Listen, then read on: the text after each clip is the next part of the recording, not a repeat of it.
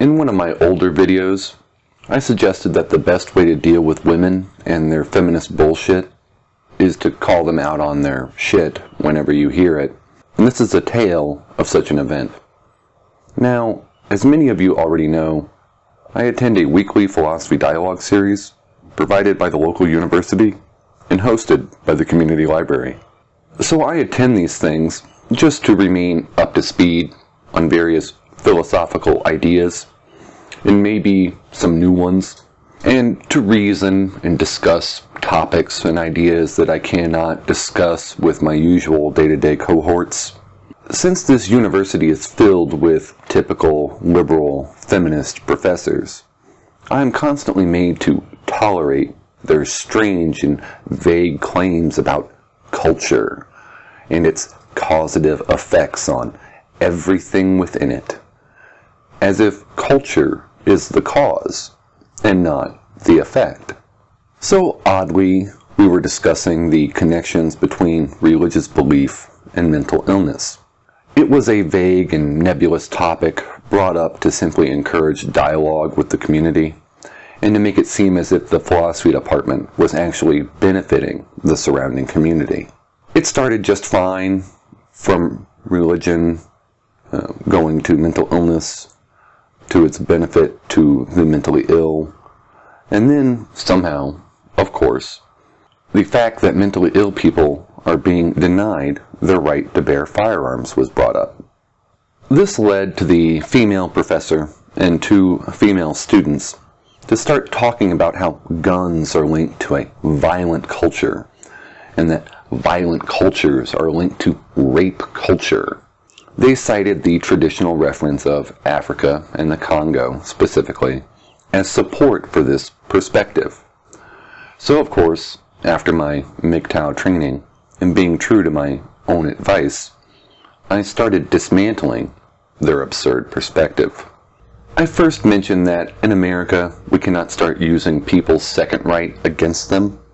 Just because a person decides to own a firearm does not mean that person will rape someone or encourage rape culture. Yes, guns don't rape people. People rape people. After agreement was gained on this issue from a fellow man and law enforcement hopeful, I moved on to addressing the mentally ill relative to firearms. I mentioned that a person should not be denied access to their second right unless they were a violent felon, and that we cannot punish a person for their crimes until after they have committed them. I then addressed the issue of the use of the label of mentally ill to strip people of their rights to self-protection via a firearm, which is ironic considering that all the data will support that in general, mental hospitals are not protecting normal people from the mentally ill, but in fact protecting the mentally ill from normal people. So oddly, the mentally ill and other handicapped people should be given firearms to protect them from the abuses of normal people. But moving on. So I mentioned that most mentally ill people have never committed a crime. They were just committed against their will because they said thoughts that those around them did not like to hear. This debunked a popular misconception that mentally ill people did something to deserve their forceful commitment. This was the assumption the female professor had, and I corrected her on this false assumption. Score 1 for M. Then I pointed out to the law enforcement student that in America, we will not use what a person says, their exercise of their first right, to strip them of their second right. We judge and punish people for their actions. That in America, we do not have speech crimes, nor do we have thought crimes. And definitely, we do not have time crimes. And he agreed. Again. Scored 2 for M. Then I addressed the Africa-Congo rape issue relative to culture. And I asked, how many police officers per capita does the Congo have? And the answer was, I don't know. Probably not very high. I'm paraphrasing that a bit. Then I said, well, that fact probably has more to do with the high rate of rapes in the Congo, and not their high rate of gun ownership or their violent culture, leading to rape culture. And again, on this point, I got agreement from the room. Score 3 for M. Then, one of the two female feminist students brought up African culture relative to European culture, and the disparity in rape rates, and that it was probably the violent culture in Africa that was the causative agent for the rape rate differences. She said this in some weird manner. Again, I'm paraphrasing. This is where I would like to thank the MRAs and the MGTOWs for the mansplaining education y'all gave me. I simply asked this girl, if that were true, miss, if culture was responsible for high rape rates, then explain Sweden. And the female professor and the female feminist student both asked, what do you mean? And I said that even with heavy socialist controls and a very liberal feminist culture, Sweden still has the highest rape rate per capita of all European nations. So explain that, please.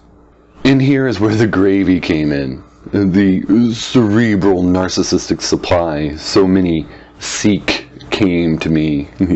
The vacant, dumbfounded looks on both these women's faces was priceless. The professor looked confused, and the student looked all butthurt and defeated.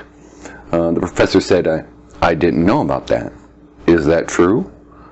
And the female student just got up and walked out with her head hung low. Oh, it was so sweet, guys. It was so sweet. Score 4. 4M.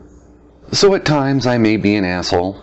At times I may be a pseudo-narcissist that viciously uses knowledge to attack ideas. But take heart, gentlemen. I am a good person at heart, and do good deeds. And when wondering if you want me and my kind to assist you in your cause, understand that I am your attack dog, and I do the right thing, and for the right reason. The moral of this story is to simply call women out on their shit at all times, in all places. Remind them of the more reasonable reasons for things. Remind them of the proper interpretation of the data. Demonstrate that reason and logic can be used both for them and against them. And remind them that culture is not the cause, but is the effect. Remind them that citing African atrocities is quite simply absurd.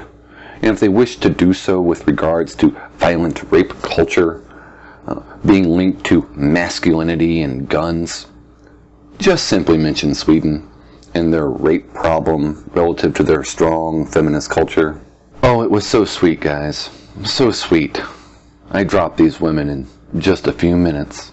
Now, sadly, and typically of modern university teachings, a dialogue that was supposed to be about mental illness and religion somehow got onto guns and African violent rape culture. So whenever this happens, simply call women out on it. The only way I've ever learned to deal with women in a productive manner is to simply call them out on their shit. I do wonder sometimes. I do wonder. Oh well. Moving on. Yours truly, M.